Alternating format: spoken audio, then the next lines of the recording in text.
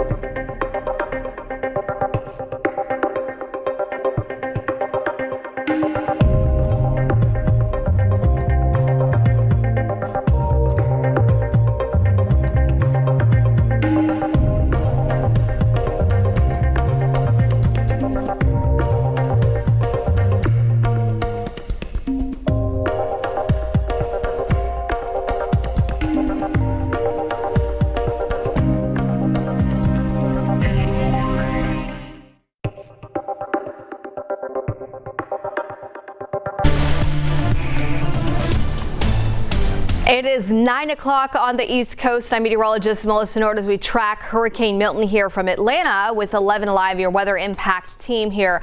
This is a storm that is going to be historical. It underwent one of the most intense rapid intensification cycles on record in the Atlantic Basin. And as it gets closer to landfall, the size of the storm is going to be growing and getting a lot bigger. So we're talking about really big impacts along the west coast of Florida, well inland as well. And now also parts of southeastern Georgia are in a tropical storm watch as well. So what you really need to know is those who are on the west coast of Florida in mandatory evacuation zones, this is the last day to do any of those preps to get out, because tomorrow morning we'll start to see some of the outermost bands of Milton moving in. And then from there, the winds will pick up tomorrow afternoon. The storm surge will start coming in and it will peak as it's making landfall Wednesday night. Now, the satellite imagery this morning doesn't look as impressive as what it did yesterday. And the reason why is the storm's undergone something called, it's undergoing something called an eye wall replacement cycle. Hurricanes don't maintain the same structure the whole time they're going through the ocean. they change, they morph, they're modifying and adapting to their environment. And one of the things these hurricanes do is they kind of replace their eye walls. In that process, they might look a little more ragged on satellite imagery, but afterwards we can see a larger hurricane in the aftermath of that, and one where after it finishes that, the winds can go up again. So the 8 o'clock advisory, winds are down a little bit again. They were 155 at 5 o'clock this morning. Now they're 145. However, we are expecting Milton to again become a Category 5 hurricane later today. Right now, this storm is a little bit bigger than it was yesterday, but not by much. It's still a relatively compact system. The hurricane force winds extend 30 miles outside the center, and the tropical storm force winds extend about 105 miles outside the center. The pressure's also been increasing as well within this process. Yesterday, that pressure got all the way below 900 millibars, making it one of the strongest on record as well, based on the pressure levels. All right, what's new at 8 o'clock? Well, we've seen some changes to the tropical alert. So now you notice in this red color as I zoom in, we have hurricane warnings going from the west coast to the east coast of Florida. So that's new. Before we had hurricane watches on the east coast of Florida, and now all the way from Jacksonville Beach down through the Space Coast to the kind of the northern part of the Treasure Coast, we have hurricane warnings in effect. To the south of that, we have tropical storm warnings in blue, tropical storm warnings up along the Big Bend as well, where they took the brunt of Helene taking landfall, and then up into eastern Georgia along the coast and South Carolina, we also have tropical storm watches, which remain in effect. So we'll see later today if they decide to upgrade that into a warning. My guess is the wind field with this storm will be big enough to where they probably will upgrade that to a tropical storm warning later on today. Big picture, this may become a 5 again. As it gets closer to landfall, the category may change and go down a little bit. That's because a little wind shear is expected to impact Milton. However, as I mentioned, the size of this storm will be growing significantly. So that will put even bigger picture impacts to the storm surge and the wind damage impacts along Florida's peninsula. So landfall has shifted a little bit later since yesterday. So the timing that's shifted later, and it hasn't really changed much in terms of what we're expecting this to look like at landfall. But that landfall, as we get closer to landfall, the cone of uncertainty is smaller and smaller. So it's still showing a landfall anywhere from Crystal River all the way down to Fort Myers. However, many of our models are closing in on that landfall being closer to the Tampa, Sarasota kind of metro area. So that will be where landfall ends up happening. However, the storm is going to be very big. So even if you're outside of the cone of uncertainty, you're going to get big impacts from the system, or at least impacts depending on where you are. As it makes its way out along the east coast of Florida, still a hurricane, and then gradually we'll encounter more wind shear and then weaken from there. But this will be a big system. Live look right now. This is Clearwater Beach. You see 2 people, looks like, walking along the beach. They're under a mandatory evacuation there, as well as many parts in Pinellas County, all evacuation zones A and B there for many counties around the Tampa Bay area.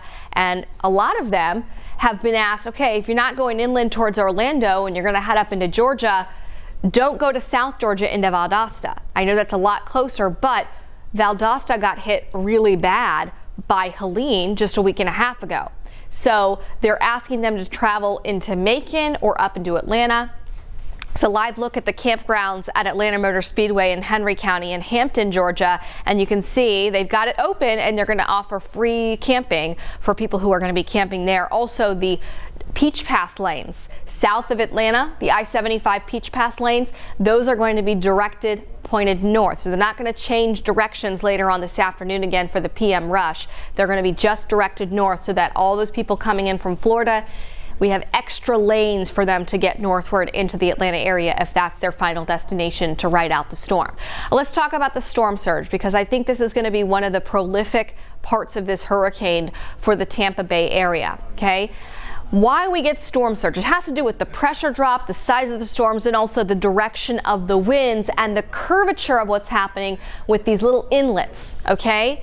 And with this particular storm, as it's coming in, landfall, and again, somewhere near the metro area of Tampa Bay. We don't know Tampa. We don't know exactly where it's going to be.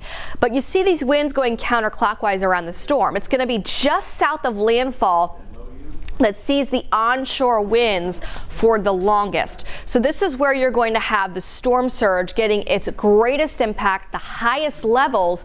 The northern side, we see more of an offshore wind around that. So yes, we still get storm surge. It's just not as catastrophic and what is going to be just south of landfall. Then as this is pushing off the coast, again, storm surge on the east side of Florida and Georgia as well. So we are expecting some storm surge in Georgia because of the counterclockwise flow around Milton. That storm surge though in Georgia is not going to be what it will be on the west coast of Florida. Let me show you the latest numbers from the Hurricane Center. This is the peak storm surge. So if we had a high tide at the worst time of this storm coming in, this is what it could do. And they're forecasting in the Tampa Bay area. So that includes Clearwater Beach, where I was showing you that camera, down through Tampa Bay, Hillsborough Bay, Old Tampa Bay, and then from Anna Maria Island down through Sarasota to just north of Port Charlotte, 10 to 15 feet storm surge. 10 to 15 feet. I'll say that again. That's a wall 10 to 15 feet high of water coming in with this storm. And water is the deadliest part of landfalling tropical systems. Okay, between the storm surge and inland flooding, unfortunately, like we saw with Helene just a couple of weeks ago. But with these kind of storm surge projections, a one-story building, not going to cut it. Two-story building, not going to cut it. Okay, think about how tall are your ceilings in your house. A lot of houses have about 9-foot ceilings. So if you have 10 to 15-foot storm surge, that water is coming in the second story of that. I want to back up and I'm actually show you also what's going to happen in Georgia, okay, because we're a Georgia station. You notice east coast of Florida all the way up through Georgia. These are projections up to 6 feet. I think it's more like 2 to 4 feet, 2 to 4 feet likely along the coast of Georgia. Again, a lot of this is marsh areas, but then we have some barrier islands like Tybee Island, Jekyll Island that will be inundated by some storm surge there, and then lower amounts up near Charleston. So again, that's one aspect of this storm that we're watching. The other aspect is the wind field, and that wind field is growing, it's expanding, it's getting bigger. And I'll show you the wind field timing of this. In yellow, these are tropical storm force winds. Orange, those are the higher caliber tropical storm force winds. And then in red, those are the hurricane force winds. And you see here, tomorrow afternoon, we start to see tropical storm force winds pushing in. Then tomorrow evening, those winds intensify. That's as we see the center of Milton just offshore. And then landfall is going to happen. It's been pushed back a little bit. So sometime between maybe 11 or midnight and say 3 in the morning. That looks about when landfall will happen. As that landfall happens, we'll see a huge chunk of highly populated real estate getting hurricane force winds. So that will not just push that wall of water up south of landfall, but it's also going to amount to a lot of power outages as it's making landfall. One other thing I want to point out is look at how big this yellow circle on the map is. This is our wind field graphic, which shows you how wide, how large that tropical storm force wind field will be. It's going to expand. Okay, right now they're extending about 105 miles outside the center of the storm. By landfall, it'll be about 350 miles across from north to south. That's a really big storm. So the entire Florida peninsula will see tropical storm force winds, and then in the bullseye where landfall is and cutting across through Orlando, you see they see the hurricane force winds. Also to note, Thursday afternoon, some tropical storm force wind gusts possible along Georgia's coast as well. Now, up in North Georgia, I don't expect any direct impacts from this storm. Okay, we have a stalled front. That stalled front is going to help to steer Milton across the Florida peninsula out into the Atlantic. But South Georgia will have some rainfall, especially down in southeastern Georgia. Okay, you can see some rain amounts that might be 1 to 3 inches. But in this bullseye, where there's a lot more rain, a significant inland flash flooding threat as well on top of the storm surge threat. So people were asked to evacuate because of the storm surge threat. Well, on top of that, we're adding all this rain in, so flash flooding will be likely. That water is not going to be able to recede out the waterways because the water's being pushed in with the storm surge. So they have all these little, inlets as you get closer to the coast, these little rivers, these little inlets. That's a way for water to flow back out into the Gulf of Mexico. It's not going to do that because the water is going to be pushed in with the storm surge. So that's why there's a really big flooding threat as well as the storm is making landfall. Let's show you forecast track hour by hour.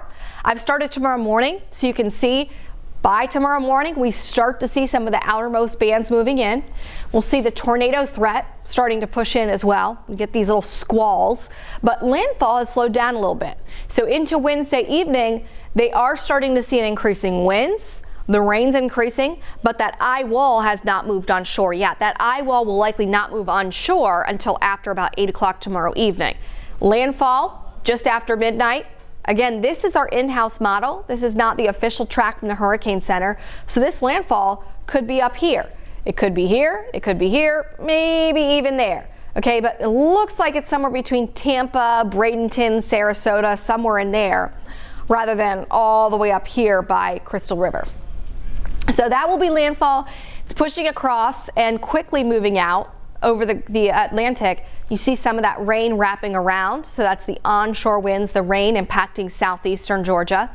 And then as we get past Thursday lunchtime, it'll push out to sea. Notice I've zoomed out so you can see here in Atlanta, we're going to be dry. Now, some of our models bring in a few high-level clouds late tomorrow, okay?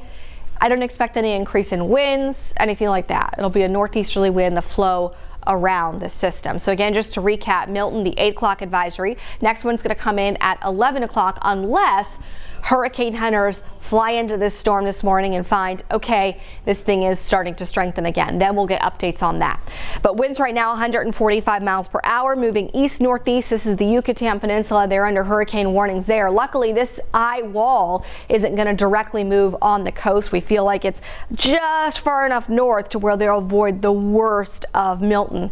But as this then moves into the open Gulf of Mexico away from the Yucatan Peninsula, it's going to turn into a much larger storm, and that will mean bigger picture impact. So that's kind of a recap of what's happening with Milton. I'll put the satellite image back on. Locally here in Georgia, North Georgia, we're expecting that cooler, drier air to last for the rest of the week, so I'm not expecting any impacts for Milton. But just again to recap, here's what we know as of 9 o'clock this morning. We know Milton is a strong, dangerous Category 4 storm. Those winds are 145 miles per hour, higher gusts. Those hurricane force winds extend 30 miles outside the center. The tropical storm force winds are extending right now 105 miles outside the center of the storm. National Hurricane Center has now extended hurricane and storm surge warnings to the east coast of Florida, and residents in Florida are urged, if you're under an evacuation warning, okay, evacuation order, please evacuate. They're also urged to use today to get those final preps done, okay? This could be the worst storm to hit the Tampa area in over 100 years. So some storms that give a glancing blow, we get the storm surge, we get some winds, okay, and then power's back on a day later. The power could be out in some areas. You got to prepare for not just 1 or 2 days, you got to prepare for 5, 6, 7 days without power, running water, food as well. So all those preparations need to be completed today in advance of the storm. Okay, some tips, some good tips. As you're thinking about preparing for the storm, of course you want all your water, but one of the good tips I'd recommend is putting some of those water bottles in the freezer. Then when your power goes out, you stick the water bottles in the fridge. That helps to keep your produce cold for longer. Okay, propane tanks, everybody knows to fill them up. Yes, okay. But remember, if you're running a generator and you're using gas to run your generator after the storm, do not have that near your house. Make sure it's well ventilated. We see so many unfortunate fatalities after landfalling systems because people run their generators improperly and they get carbon monoxide poisoning. And then topping off the gas tank. Now, folks who are in the storm surge warnings, if you have an electric vehicle, do not have that parked in your garage or left there. Salt water can cause fires of electric cars as well. It can fry the battery and cause fires. We saw that after Helene, unfortunately. So again, just to recap, this is the 8 o'clock advisory. The next one will come in from the National Hurricane Center at 9 o'clock, or rather at 11 o'clock this morning. And we will be live on 11 Alive News at that point at 11. So you can join us there or on 11alive.com or 11 Alive, our app on TV. And we'll have that advisory for you because I know a lot of stations don't go back on the air until noon. So we'll see you then.